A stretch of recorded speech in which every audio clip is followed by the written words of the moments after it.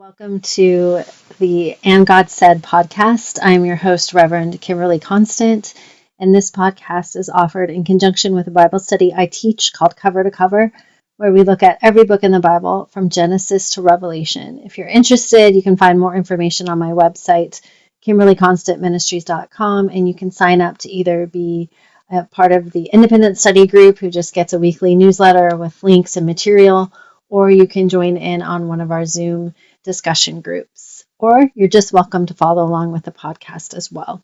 Today, in this lecture, we're going to conclude our time in the wisdom books of the Old Testament with the book called Song of Songs, or depending on your translation, it might also be known as Song of Solomon. And I've entitled this lecture, Young Love, Song of Songs. Just a note, too, as we begin, I've been having trouble. I have an external microphone I use to record this, and I've been having trouble with sometimes it works and sometimes it doesn't. I've recorded this lecture one time already where it did not pick up any sound. So this is my second attempt, and I think it's working, but if for some reason these stop working mid-lecture, I don't listen to the whole thing after I record it. I just kind of test the first couple of minutes. Please let me know. I can definitely re-record them or figure out what's going on with my microphone. So praying that this works and I don't have to record it a third time. So looking at Song of Songs in terms of authorship and dating. As far as author goes, we don't really know. It's identified as a work of Solomon, but the book itself kind of treats him as a distant figure. He doesn't talk about himself, or say he's the king or anything in there. So more than likely, it was written in his honor, which is typical wisdom literature. They often attributed it to Solomon because of Solomon's renown in the ancient Near East. Dating, like with a lot of the wisdom literature, it's difficult to date because there are not historical references present. But certainly the setting gives us a clue. It's a very lavish and reflective of kind of the golden era in Israel when everything was good. And certainly the glory days of King Solomon when the temple and the palace were built, when there was really a cessation of war, and things were pretty good in the kingdom. So probably it is from around Solomon's time, somewhere between 960 and 930 BC. Its inclusion into the Old Testament was controversial, just like it was with Ecclesiastes, because of the nature of the writings. They were considered steamy for their time, and they still are. I mean, it's a vivid description of romantic love, but any kind of hesitation was overcome because of that connection with Solomon. He was so renowned for his wisdom that they felt like they needed to include it. It's also included because there was one group that wanted to really interpret it allegorically, which is not necessarily incorrect. We'll talk about that in a minute. But they, were kind of pointing to it as a testament of God's love for humanity. In terms of genre, it is wisdom literature, and in specificity, it's a poem, and to specify even more, it's really a love song. And as I said, it's been interpreted in a variety of ways. So there's kind of the typical interpretation or the literal interpretation, which recognizes it as a love poem that stresses those themes of love and devotion, especially between a young husband and wife. There's a dramatic interpretation, which sees it more as almost like a soap opera or like a work of fiction, a play where there's dialogue and soliloquy and choruses. Some interpret it as a love song, and in fact, a collection of love poems that might have been connected with a wedding celebration or written in honor of a couple that was getting married.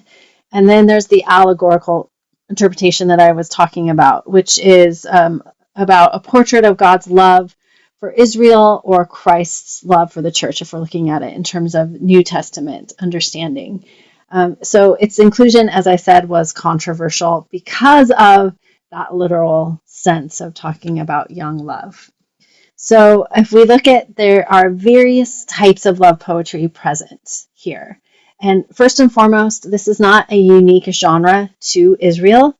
Ancient Near East celebrated love poetry and had various forms, and we find many of those here. So one was descriptive songs. This was a form in which each lover would describe the other's beauty using highly figurative language. So we gotta love some of it. It's very particular to the ancient Near East. Like he describes the woman as, your hair is like a flock of goats. Your teeth are like a flock of sheep just shorn. I mean, I don't know about you, but gosh, I just wish my husband would say those things about me. I want my hair to look like a flock of goats, right? So maybe for us, that's not like the most awesome way to describe someone, but in its time, it was. But then we have verses like chapter 4, verse 7. You are altogether beautiful, my darling. There is no flaw in you. Boy, that one stands the test of time. There's also songs of admiration where they would call attention to the adornment or the dress of the other person. That's present here. We have songs of yearning in which they express their desire for one another, especially when they are apart. There are search narratives, and we find that twice over in Song of Songs, where the woman is searching for her lover. And then there's kind of the playful side, or the game of love, and showing the playful nature of wisdom and highlighting that relationship between the two beloveds. In terms of structure, we start off chapter 1 through chapter 3, verse 5, with the courtship of the two lovers. They're falling in love, their engagement or betrothal to one another, and the anticipation of their wedding. Then in chapter 3, verse 6 through chapter 5, we see the two are wed and the celebration of that union. Then we have kind of the difficulty. So here's where that drama comes in, where they are separated, they're longing for one another. This is chapters 5 through 6. And then finally, the last two chapters see that young love be matured a little bit. They're bonded together, they're a seal on each other's hearts, and nothing is going to come between them. So the purpose of this book, we might wonder, why is this included in wisdom literature? Well, certainly it does express romantic love. It expresses falling in love and that new love, the excitement of getting married. And then, of course, the joy to be found in the marriage union itself. And there's wisdom in that because marriage is a huge part of human life. It is something that God commanded of us all the way back in Genesis. That it is the way in which creation continues. We procreate, we make the next generation in the romantic sexual union, but it is also a good gift that God has given to marriage partners. It's something to be celebrated. Ecclesiastes talked about this. The teacher said, you are to find joy in the good things God has given you. And this is a good thing. The marriage relationship is a good thing. It's not always easy, but certainly it is something to be celebrated. And so there's wisdom in that, wisdom in understanding its purpose, wisdom in understanding the joy to be found in marriage, and wisdom to be understood in putting sex and desire and intimacy in the right context and in the right boundaries in human life. Because we, as we all know, in our modern day society, have really taken it out of context, distorted its purposes, and in many ways elevated it to be like the most important thing about a person. And it's not meant to be that. It's not the most important thing. It's just another one of God's good gifts. So it's included with wisdom literature as well because, of course, it's connected to Solomon, but it helps us understand God's gifts to us in the gift of marriage. Of course, as I said, some do argue that it's allegorical and that it really is meant not to talk about human marriage, but meant to describe the deep love that God has for the nation of Israel. Now, there's no hints in the poem that it should be read this way. It's kind of, I don't know, cringy to me to think of like going too far into that interpretation. It's not true. God does love everybody, and we'll see in the New Testament that the church will be described as the bride of Christ. So we're going to see imagery likening Christ's love for us to marriage, but really that's in the sense of the choosingness of marriage, the choosing of covenant, that every day you wake up and you choose to love your person that you have made a commitment to no matter what, whether the day brings goodness or badness, hardship, sickness, health, plenty, or nothing at all. You're choosing that. In the same way, God has chosen us no matter what. God loves us unconditionally, period. In Christ, God has offered grace to every single person, and God desires us to choose Him back, to say every day, wake up and say, I choose to have faith in you, God, whether this day brings goodness, whether this day brings joy or hardship, whether this day brings a multiplication of blessings or the removal of every blessing I've ever had, whether I end the day on a mountaintop or in the valley of the shadow of death. I choose you, God. And so that's the connection there.